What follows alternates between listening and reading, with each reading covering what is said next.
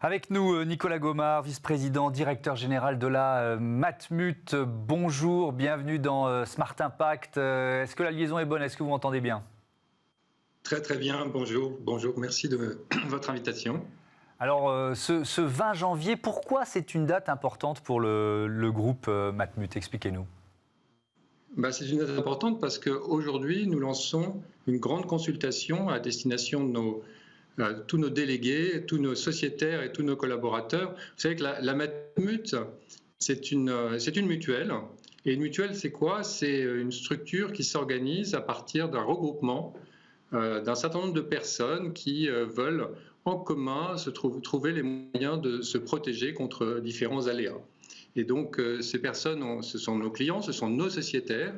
Et donc nous voulons retrouver dans cette consultation l'esprit mutualiste, c'est-à-dire faire en sorte que tous nos sociétaires puissent, et nos collaborateurs aussi, puissent formaliser ce qui est notre raison d'être aujourd'hui. 4 millions de sociétaires, 6300 collaborateurs. On se dit, vu de l'extérieur, que les voix, les avis des sociétaires vont forcément plus peser que ceux des collaborateurs. Est-ce que ça vous semble logique finalement?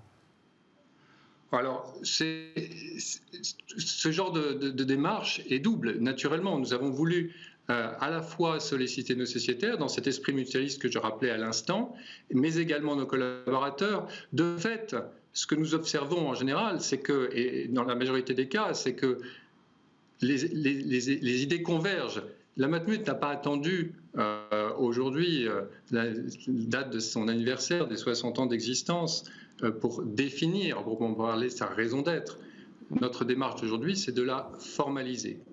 Au départ, la Matmut s'est créée sur un concept assez original qui était de dire finalement, il y a des mutuelles pour certaines catégories de population, mais il n'y a pas de mutuelle pour permettre un accès à une assurance automobile pas chère pour les salariés du secteur privé. Et c'était l'objet initial de la Matmut. Et puis le groupe s'est développé de façon considérable depuis sa création, il y a 60 ans, pour devenir un acteur complet de l'assurance. Et donc ce que je veux dire par là, c'est que nos collaborateurs, ils ont vécu depuis l'origine dans cette logique mutualiste de servir un certain nombre d'idéaux, de solidarité, de bienveillance à l'égard des sociétaires. Et donc, de fait, cette consultation permettra de dégager des lignes de force qui pourront converger, in fine, entre ces deux populations. Ça change quoi, justement, pour un groupe aussi important que le vôtre? Ça change quoi de définir ou de formaliser sa raison d'être? C'est très important parce que, finalement, une raison d'être, c'est quoi? C'est la colonne vertébrale de l'entreprise, c'est une forme de loi fondamentale, c'est quelque chose qui est un peu au-dessus de tout, c'est-à-dire ça doit guider l'ensemble des actions de l'entreprise. Ce n'est pas seulement les actions d'ailleurs en matière de RSE, responsabilité sociétale des entreprises, mais c'est également une façon aussi de vivre notre métier d'assureur. Et donc, formaliser cette raison d'être, c'est encore une fois définir un cadre, un guide pour l'ensemble de l'action que nous menons au quotidien au bénéfice de nos sociétaires. Alors, vous nous l'avez dit, le groupe Matmut fête ses 60 ans cette année. Quelques chiffres, il y a ceux que j'ai déjà donnés, 6300 collaborateurs, près de 4 millions de sociétaires, 7 400 000 contrats d'assurance, dont 2 800 000 qui concernent des véhicules, un chiffre d'affaires de 2,5 milliards d'euros en 2019. Nicolas Gomard, est-ce que ce chiffre d'affaires progresse? Est-ce que finalement l'année de crise Covid vous a permis de progresser en chiffre d'affaires, malgré tout? Alors, c'est une année qui, évidemment, est une année très particulière et qui est une année difficile. Pour autant, notre chiffre d'affaires va progresser cette année. Et donc, nous sommes satisfaits, évidemment, de cette progression. Vous parlez de cette année de crise Covid. Eh bien, j'en profite pour évoquer, justement, pour à nouveau illustrer cet esprit mutualiste qui nous anime, tous les gestes solidaires que la Matmut a décidé spontanément, dès le mois d'avril, lors du premier confinement pour venir en aide ou contribuer à la solidarité vis-à-vis de nos sociétaires. Ça a été le gel des tarifs auto, décidé dès le mois d'avril 2020 jusqu'à la fin de l'année 2021. Ça a été le gel des tarifs vis-à-vis des professionnels aussi que nous avons décidé. Ça a été le fait d'accorder un chèque de 75 € à l'ensemble de nos sociétaires qui étaient en demande d'emploi. Si je vous cite ces exemples, c'est justement pour exprimer, pour illustrer cet esprit mutualiste qui nous anime depuis 60 ans et que nous voulons encore plus développer dans les années à venir. Vous dites ça aussi parce que c'est une façon de rappeler que vous n'avez pas attendu la pression plus ou moins amicale du ministre de l'économie pour prendre ces décisions. Absolument, nous n'avons pas attendu ça, que ce soit en particulier d'ailleurs s'agissant de nos clients professionnels. C'est une décision que nous avons prise dès le mois de septembre et donc bien avant que les discussions aient lieu avec effectivement le gouvernement sur le sujet. Vous aviez fin 2019 167 000 professionnels, artisans, TPE, PME sous contrat. Il y a cette question de la perte d'exploitation qui a été très polémique. Comment vous l'avez gérée à la Matmut ? Eh bien, écoutez, nous avions des contrats qui étaient extrêmement clairs, qui faisaient partie d'ailleurs des 93% des contrats de la profession qui n'offraient aucune ambiguïté sur leur interprétation. Et donc nous n'avons pas eu de sujet particulier vis-à-vis de nos clients, de nos sociétaires sur le sujet. Pour autant, nous avons pris, je le disais, un certain nombre de mesures qui vont d'ailleurs au-delà du gel des tarifs pour les professionnels, puisque nous avons accordé des remises de cotisation pour l'ensemble de notre portefeuille de 2 à 4 mois de cotisation, ce qui est quand même assez significatif parce que nous étions conscients des difficultés que la situation engendrait pour un certain nombre de nos clients.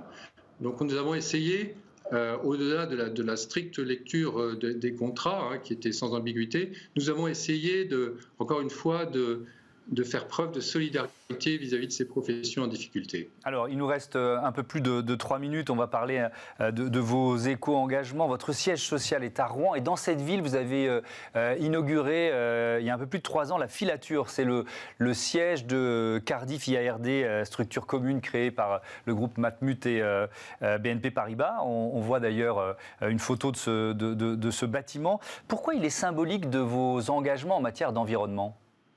Parce que ce bâtiment est le plus grand bâtiment tertiaire enregistré sous le label Passive House. Donc c'est un bâtiment qui, au plan de la consommation énergétique, est extrêmement vertueux. Et ça illustre effectivement un de nos axes de politique RSE, c'est-à-dire contribuer au développement durable. Donc ça, c'est un exemple, mais il y en a d'autres. Notamment, nous sommes résolument engagés en matière de placement. Vous savez que les assureurs sont des investisseurs structurels. Eh bien, nous avons des placements qui sont délibérément engagés dans les objectifs de la COP21, limitation du réchauffement climatique à 2 degrés. Donc nous avons déjà pris des décisions d'exclusion du charbon, ça viendra avec le pétrole de schiste un peu plus tard, etc. Donc cette dimension de développement durable, de lutte contre le réchauffement climatique, de transition écologique est très importante dans nos engagements RSE, avec 2 autres volets qui la caractérisent également. Quels autres volets? On peut les citer? Bien sûr. Alors le premier, c'est le bien-être. La Matmut, historiquement, a toujours été très proche du monde de la santé. Et nous, entre autres éléments, nous finançons un hôpital d'excellence qui s'appelle l'Institut Mutualiste Montsouris, qui est à Paris, qui est un des meilleurs hôpitaux en matière de techniques d'intervention cardiaque.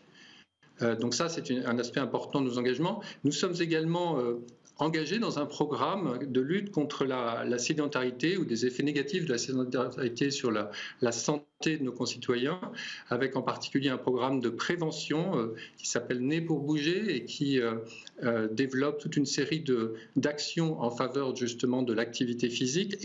Et aussi également, dans notre activité de mutuelle santé, nous offrons des garanties qui permettent de couvrir, vous savez, ce qu'on appelle le sport sur ordonnance, c'est-à-dire la contribution à la rémission des patients qui sont en affection longue durée et qui, par l'activité physique, peuvent justement s'en sortir plus rapidement. Et puis le troisième, plus exactement, volet, c'est l'inclusion. Alors l'inclusion, qu'est-ce que ça veut dire chez nous? Deux illustrations. Le premier, c'est nous sommes très attachés à permettre, à faciliter l'accessibilité d'un certain nombre de populations à la culture. Nous avons notre propre centre d'art contemporain. Nous finançons en tant que mécène un certain nombre de centres culturels, notamment l'Opéra de Rouen. Et à cette occasion, notre accent est mis sur faciliter l'accessibilité des personnes en situation de handicap, des familles, des personnes qui sont éventuellement en difficulté financière, afin de permettre cette accessibilité à la culture. Et deuxième exemple s'agissant de l'inclusion, eh bien, vous savez que votre chaîne, je crois, est très, très penchée sur l'entrepreneuriat. Eh bien, nous sommes financeurs de deux fondations, la Fondation des entrepreneurs de la Cité, et qui facilite justement l'entrepreneuriat à l'aide de la proposition d'assurance à des prix particulièrement compétitifs, et puis la fondation de l'Entreprendre pour apprendre, qui permet aux jeunes de quartiers défavorisés d'avoir une chance de créer leur propre entreprise, ou en tout cas de comprendre les mécanismes de création d'entreprise afin d'améliorer leur avenir. Vous voyez, donc ces trois volets sont vraiment tout à fait constitutifs de notre politique RSE. Merci Nicolas Gomard. À bientôt sur Bismart, et bon anniversaire à la Matmut. Allez, tout de suite, on l'évoquait rapidement, la question du bien-être au travail, c'est notre débat.